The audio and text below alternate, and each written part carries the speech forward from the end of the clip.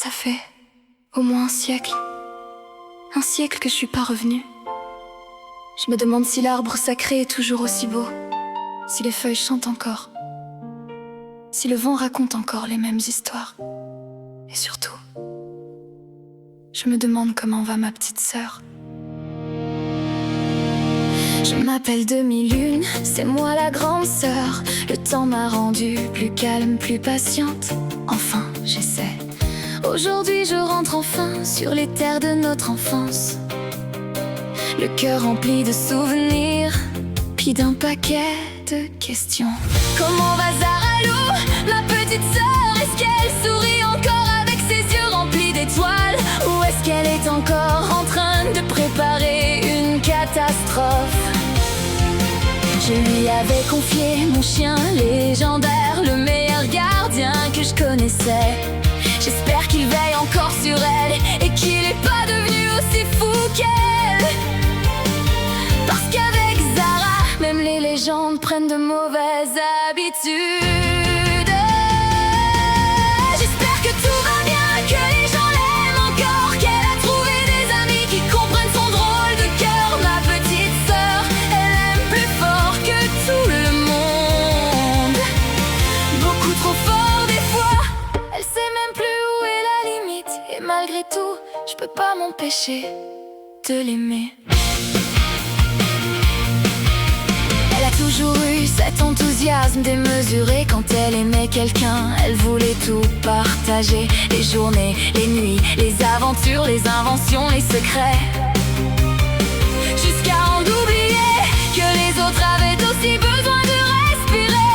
Ça finissait souvent par du harcèlement de vie privée. Mais dans sa tête, c'était juste sa façon de dire: je veux rester avec toi.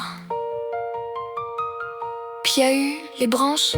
Depuis sa sortie de prison, elle est devenue complètement obsédée. Des branches rares, des branches sacrées, des branches impossibles.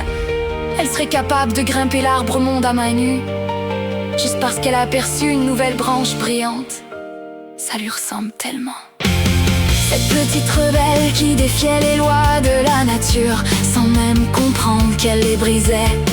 Elle faisait tout avec cette innocence impossible, comme un enfant qui allume une montagne en feu, puis qui demande ensuite pourquoi tout le monde court. Elle voyait jamais le mal, jamais, même quand elle allait beaucoup, beaucoup, beaucoup trop loin. J'espère que personne n'a été blessé, non, qui j'essaye de convaincre. Ah, c'est sûr, je vais trouver des gens traumatisés par Zaralou. C'est inévitable, parce que c'était déjà la pire petite shit du village. Pas une shit pure, non, elle avait toujours ce petit côté malsain, vicieux, un peu sadique, terriblement narcissique. Et pourtant, quand quelqu'un pleurait vraiment, c'était aussi la première à tout abandonner pour essayer de le faire sourire. C'est ça, le mystère de Zaralou, une catastrophe ambulante, avec le cœur le plus sincère que j'ai jamais connu. Bon, respire Demi-Lune, t'es venu pour lui rendre visite, pas pour réparer les 100 prochaines catastrophes. Même si je sens déjà que je vais en avoir pour quelques semaines.